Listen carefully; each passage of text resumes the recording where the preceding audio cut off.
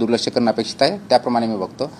उरला प्रश्न धमकीच्या बाबतीत डेफिनेटली हे मला कालपर्यंत 4थं पत्र आलेलं आहे. जीवे मारण्याची मला आणि माझ्या कुटुंबाला उद्ध्वस्त करण्याची त्याच्यामध्ये भाषा केलेली आहे. ऑलरेडी आपण FIR केलेला आहे, इन्व्हेस्टिगेशन चालू आहे आणि ते इन्व्हेस्टिगेशन निश्चितच जो कोणी कल्प्रिट असेल तो पकडला जाईल अशी मला अपेक्षा आहे.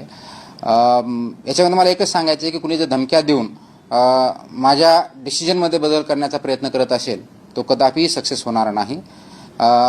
ॲडिक्वेट सिक्युरिटी मला प्रोव्हाइड आहे आणि मी तेवढी काळजी घेईल, कुटुंबही त्याप्रमाणे आम्ही काळजी घेत आहोत.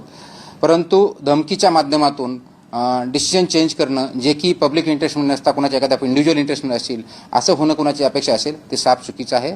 त्यांनी माझा आतापर्यंतचा इतिहास चेक करावा आणि त्यानंतर अशा धमक्या देण्याचा प्रयत्न करावा.